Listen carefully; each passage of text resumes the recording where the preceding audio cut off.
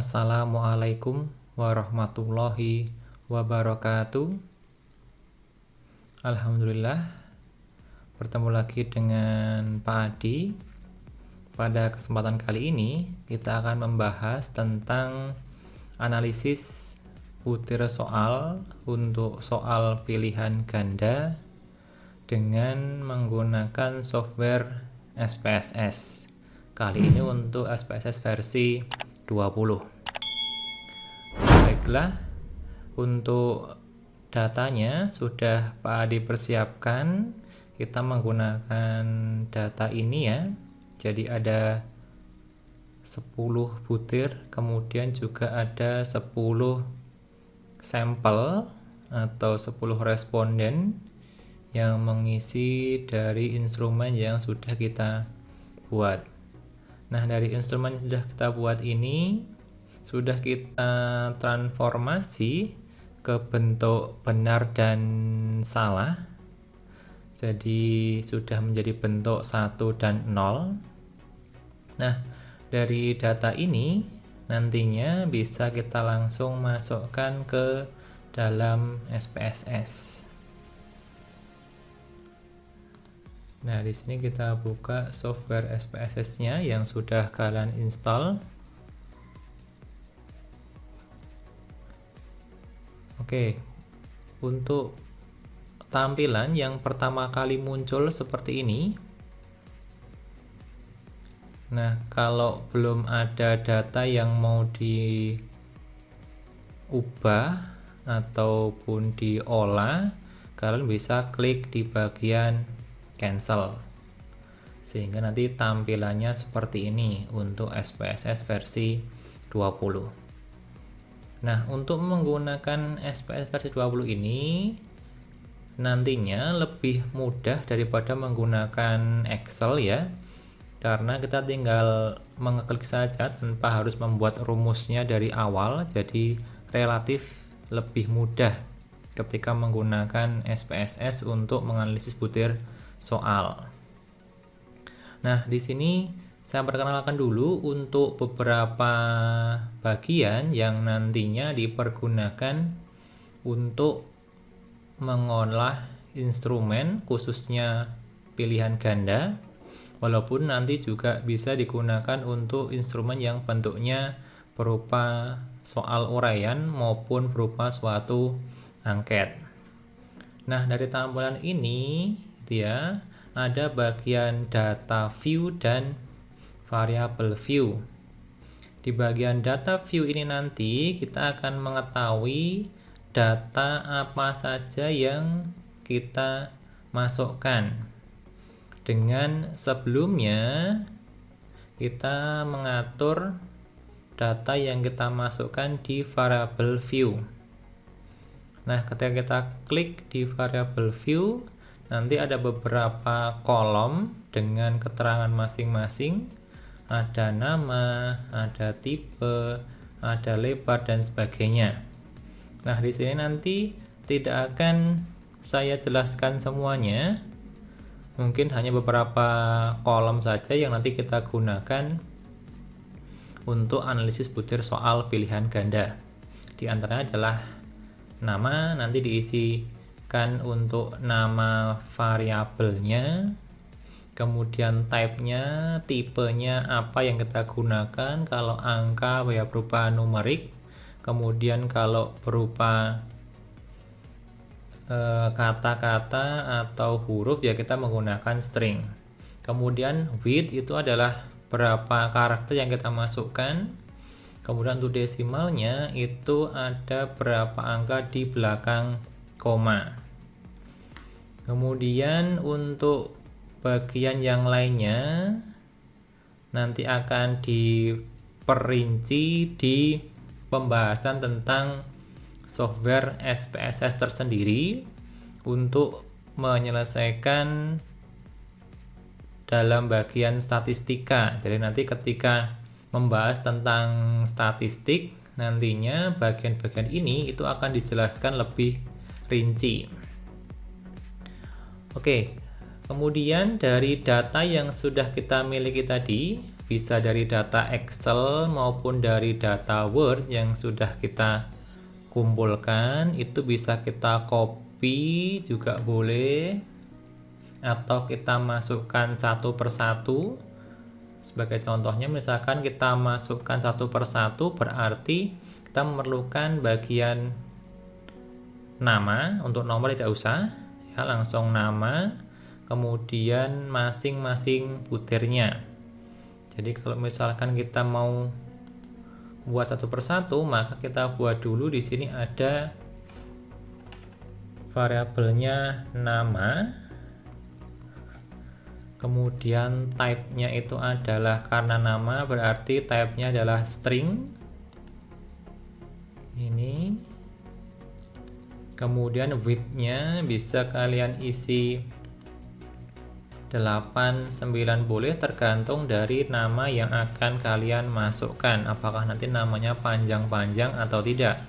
Sekiranya ambil nama yang terpanjang, paling banyak berapa karakter, nah itu yang kalian gunakan sebagai patokan. Nah, misalkan di sini Pak dibuat 10 karakter misalkan. Nah, cukup ini saja yang mungkin kita atur untuk nama. Kemudian yang kedua tadi adalah nomornya, kita memerlukan 10 butir, berarti kita masukkan dari nomor 1 misalkan. Nah, di sini tidak boleh ada spasi, jadi memisahkannya dengan tanda underscore. Nomor 1, kemudian nanti ada nomor 2,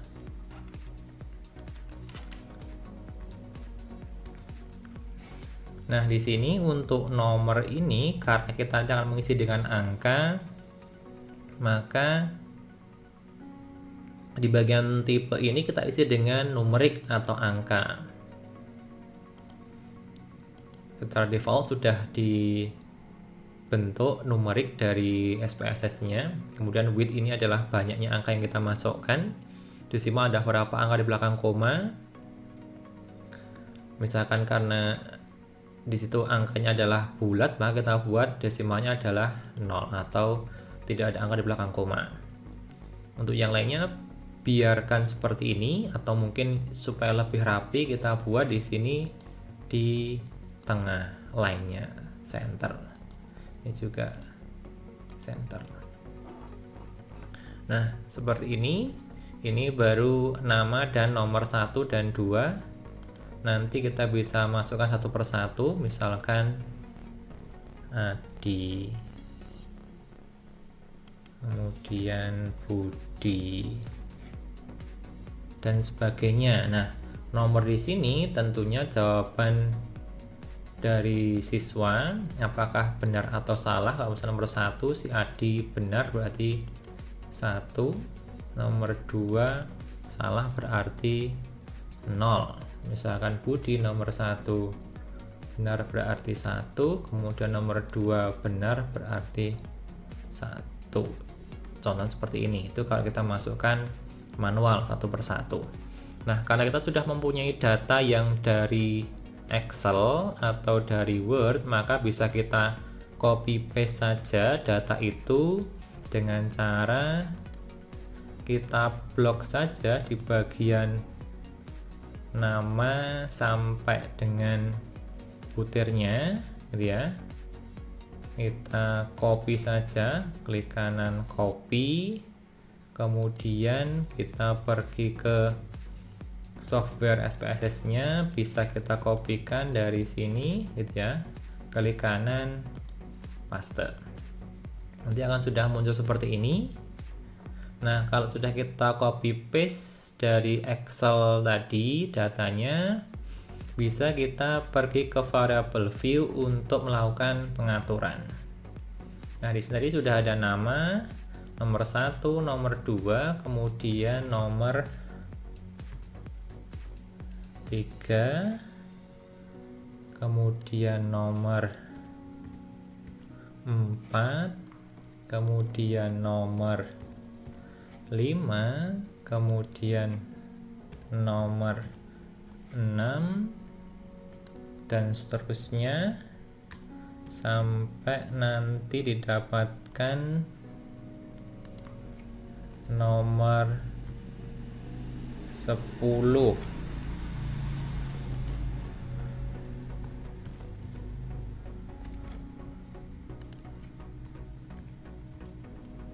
Nah, seperti ini. Kemudian karena bentuk datanya itu bulat, maka desimalnya bisa kalian buat 0 saja.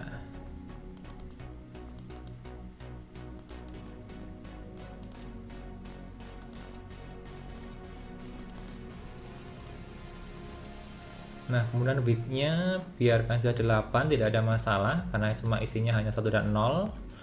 Defaultnya dari SPS adalah 8. Kemudian supaya lebih rapi dibuat saja align-nya ini center.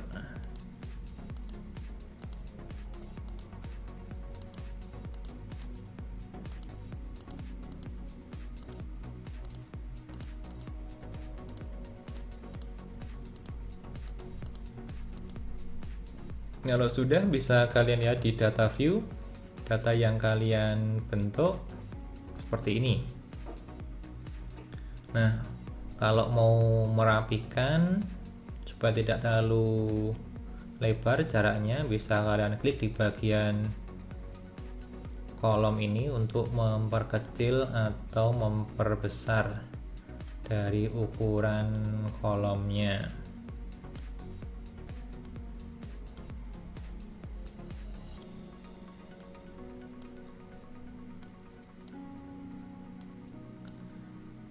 Oke, nah ini data sudah jadi seperti data Excel ataupun Word yang kita miliki. Kita sudah pindahkan ke dalam SPSS. Nah, kemudian dari data ini mungkin supaya lebih amannya kita simpan dulu saja dengan cara file, kemudian save as, misalkan diberi nama data latihan, kemudian save.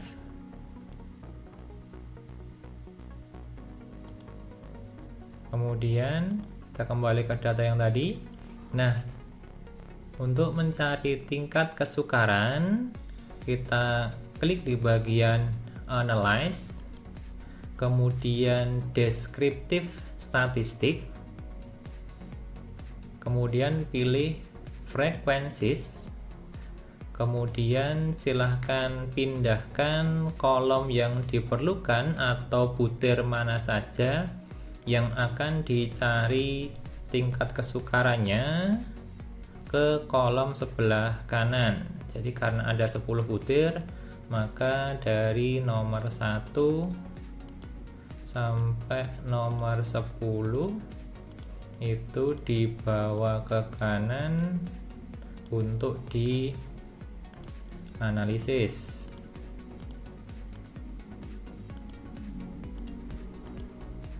Seperti ini. Kemudian kalau sudah, tinggal klik di bagian statistik, kalian centang di min, kemudian klik continue, kemudian oke. Nah, dari data ini akan muncul tingkat kesukarannya dengan cara membacanya, yaitu ini nomor 1 0,6, nomor 2 0,5, nomor 3 0,4, sampai nomor 10 itu 0,5. Nah, dari data ini atau hasil tingkat kesukaran masing-masing butir, bisa kalian klasifikasikan mana yang tingkat kesukaran soalnya itu akan kalian pakai. Apakah tingkat kesukaran yang mudah atau yang sedang ataupun yang sukar. Itu cara menentukan tingkat kesukaran.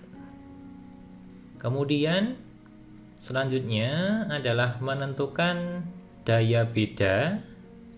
Menentukan daya beda untuk analisis butir instrumen menggunakan SPSS, dari data ini tadi kita cari dulu jumlah totalnya. Jadi kita menggunakan nantinya rumus daya beda. Kalau di dalam SPSS itu nilainya sama dengan nilai korelasi nantinya. Jadi tinggal kita cari nilai totalnya dulu dengan cara transform, kemudian compute variabel, kita beri nama dulu misalkan total di target variabelnya ini. Kemudian dari total ini apa yang akan kita cari, yaitu nilai atau jumlah dari keseluruhan butir-butirnya. Maka nanti nomor 1 ditambah nomor 2 ditambah nomor 3 ditambah dan seterusnya sampai butir ke 10, ditambahkan semuanya untuk mencari nilai totalnya. Nah, setelah seperti ini tinggal oke saja. Nanti akan didapatkan di sebelah kanannya nilai totalnya.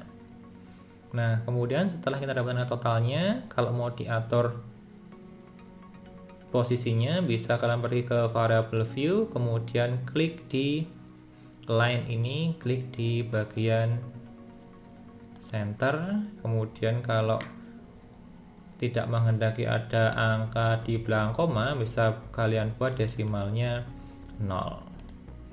Nah, setelah seperti ini kita akan mencari daya bedanya dengan cara kalian klik di analyze, kemudian correlate, kemudian bivariate.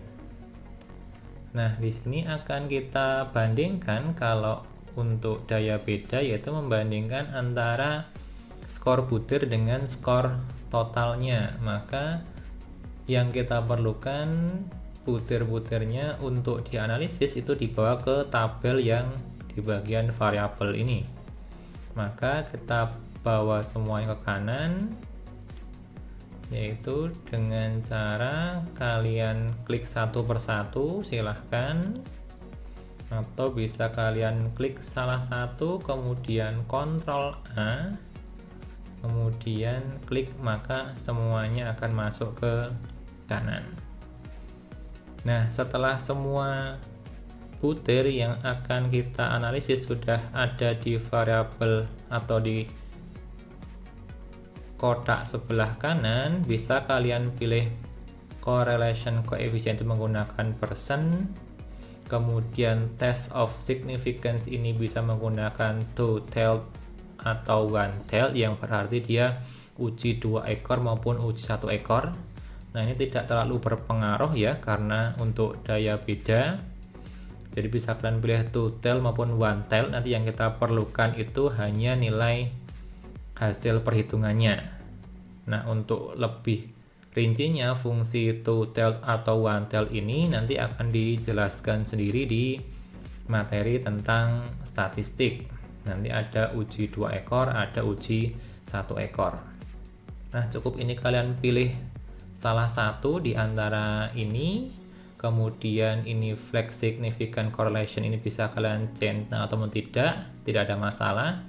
Kemudian kalian pilih oke. Nah, nanti akan muncul bentuk tabel seperti ini. Banyak sekali ya tabel yang muncul.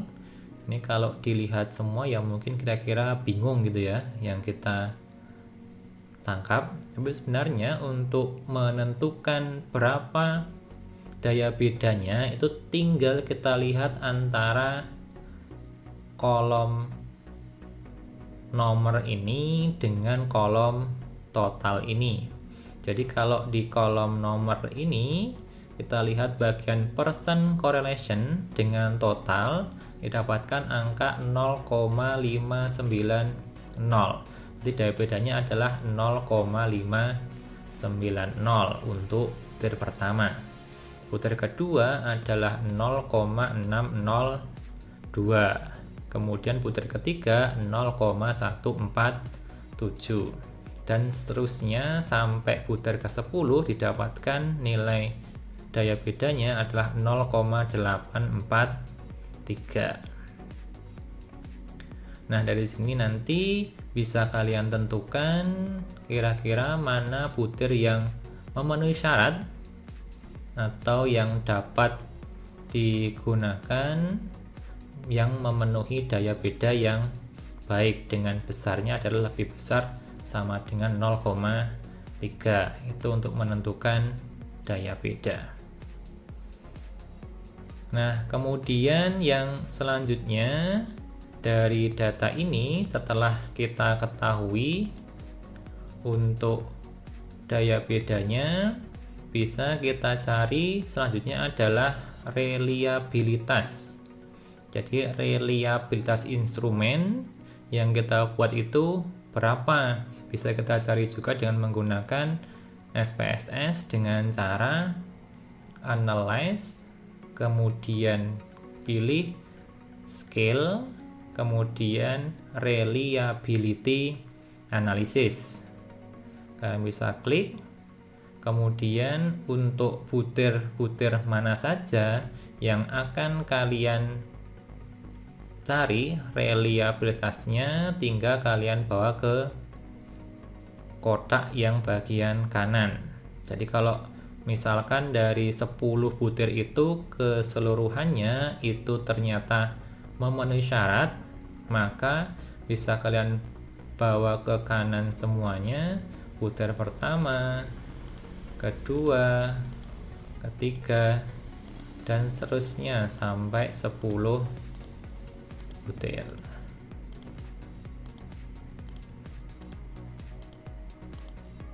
Ini kemudian kalian pilih modelnya menggunakan alpha atau pengertiannya menggunakan Cronbach alpha dengan rumus yang sudah kalian ketahui. Tinggal kita klik OK saja. Kemudian nantinya akan muncul nilai reliabilitasnya berapa. Nah, kemudian ada tips ya, ketika kalian ingin instrumen kalian itu reliable gitu ya, maka dari butir yang ada ini harusnya kalian seleksi dulu mana butir yang diterima dan mana butir yang direvisi serta yang ditolak. Jadi kalau yang kalian cari itu dari butir-butir yang diterima dan direvisi dari segi daya beda maupun pengecohnya, itu akan lebih meningkatkan reliabilitasnya. Jadi misalkan butir nomor 2 ini ternyata dia ditolak karena mungkin terlalu mudah atau terlalu sulit, maka nomor 2 ini tidak usah disertakan dalam item yang akan dicari reliabilitasnya. Tapi kalau memang semuanya memenuhi, ya, maka bisa kita cari keseluruhan butirnya reliabilitasnya berapa. Tinggal kalian klik OK, nanti akan muncul ini reliability statistik, yaitu reliabilitasnya adalah 0,258. Nah, tentunya kalau melihat dari angka ini berarti kan instrumen yang kita olah tadi tidak reliable karena tidak memenuhi syarat reliabilitas, yaitu lebih dari sama dengan 0,7. Maka nanti untuk menaikkannya bisa kalian tambahkan dengan menghilangkan butir-butir yang ditolak maupun menambahkan butir-butir yang dianalisis. Jadi semakin banyak butirnya akan semakin baik atau semakin reliable. Nah, demikian tadi pembahasan kita tentang analisis butir soal dengan menggunakan software SPSS. Nah, nanti untuk datanya bisa kalian download di deskripsi ya, dan juga latihannya nanti bisa kalian download juga ataupun nanti akan disertakan di kelas online yang diberikan. Ya, demikian tadi pembahasan tentang analisis butir soal menggunakan software SPSS 20. Tentunya akan memudahkan kalian dalam menganalisis butir soal karena tinggal klik saja, hasilnya akan keluar dan tinggal menuliskan analisisnya. Ya, demikian materi yang dapat kita pelajari pada kesempatan kali ini. Sampai bertemu lagi di kesempatan berikutnya. Terima kasih. See you next time. Assalamualaikum warahmatullahi wabarakatuh.